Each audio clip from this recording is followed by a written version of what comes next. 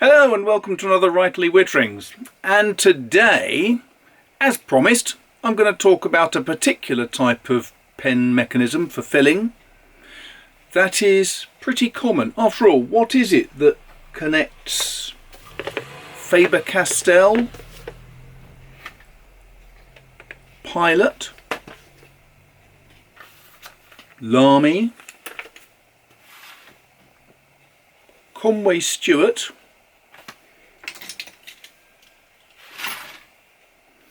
and Schaefer and Cross and Kaweco and Colt pens? It's one type of filling system. I'm not going to go through every single one of these, but I'm going to take one example and show you how a cartridge converter works. Most of you all know this, but so what? Let's have a look. Right, so what do all these brilliant pens have in common? Here you go with a standard Conway-Stewart type of design. This is one of my favourites ever produced by Conway-Stewart because it's just wonderful in your hands. It is the Drake. You can tell because it's got a picture of the Golden Hind, Francis Drake's ship, on the very top there. Isn't that lovely? But this glorious pen is one of those that I adore.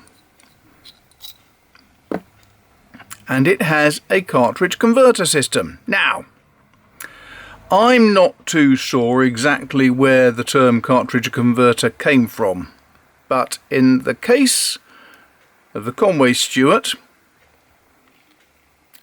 in this particular model's case, there is a screw fitting up at the front end, so it is held quite strongly into the section of the pen, and it is a very simple system because you have this knurled knob at the back end, and as you turn it, it moves this little piston up and down inside. And the idea is that you dunk either this or the nib into your ink, turn the knob, and it will suck ink into that reservoir. Simple. The alternative is, if you so wish, you can grab yourself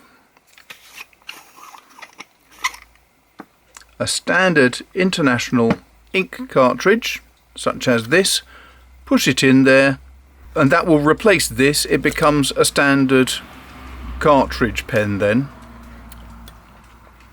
There are big advantages to using standard international cartridges. What are the advantages? Well, the first one is you don't have to worry about carrying a damn great bottle of ink with you everywhere, or even a smaller size bottle of ink with you everywhere, because it's all there in the cartridge. You run out of ink in the middle of a meeting, you pull out the cartridge, throw it away, shove in a new one. It is that simple. It does occasionally run the risk of squirting ink all over you. Can't deny that. These things do happen sometimes, but it is still a very efficient, very quick and easy way of refilling a pen safely. Generally safely. There are some things you need to be aware of. Not all pens take the same ink cartridges. So for example, here we have a Parker pen. Again, it has the cartridge converter. You can put a Parker ink cartridge in there, but it won't take a standard international universal ink cartridge such as the Conway-Stewart will do. Some different pen companies have their own standards, in other words. If you look at Pilot, if you look at Parker, if you look at Schaefer, although I think Schaefer now with the newer types are standard, these older models, this is from the 1970s, 1980s, will not take a standard international ink cartridge. But Something like a Conway Stewart will. So the question right now is, which ink shall I use in this? And I'm just looking at a pile of inks I've got up here. I think one of the best inks always for a Conway Stewart is something like deep dark blue or blue black or Prussian blue, and I'm inclined to go with a Prussian blue today. This is a diamine Prussian blue. So let's show how you fill this thing. I always tend to fill it by dipping the nib. There's a reason for that. If you just take the ink cartridge, fill it from there, you save getting ink all over the nib and section, and therefore possibly your fingers. But very often you'll find that you have to squirt some ink through to be able to get ink into the feed and onto the nib. So it's just a bit of a pain, to be honest. I prefer doing it this way. So here is just making sure you can see what's going on. I turn the knob, and as I do so, it sucks up some ink. Not absolutely full. Very often it's good practice, I think, to... There's something wrong with my hands, they're not working today. It is often good practice to fill it once like that, turn it upside down, and then squeeze out the air that's above the ink, put it back in the ink, refill it, and then you get a very full fill of ink. Let's just see if I can show that. For some reason it doesn't want to move to the bottom of the... Right. So now, hopefully you can see there's a big bubble, air bubble, just here.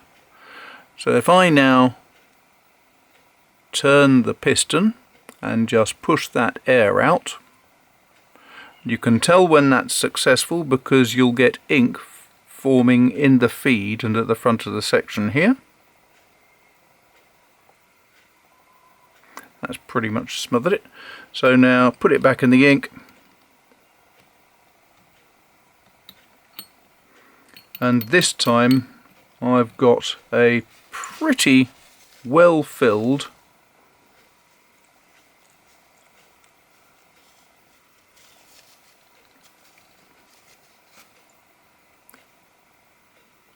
very well filled converter there. So lid on the bottle before I spill ink everywhere, which has happened before. It always happens when I'm filming. It's one of my skills. Put that back on there. I reached for a handy piece of paper which wasn't that convenient, and this.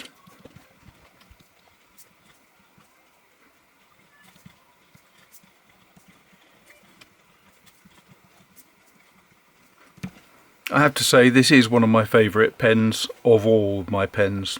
It is a really massive pen. It's a very good weight in the hand, and I love the broad nib.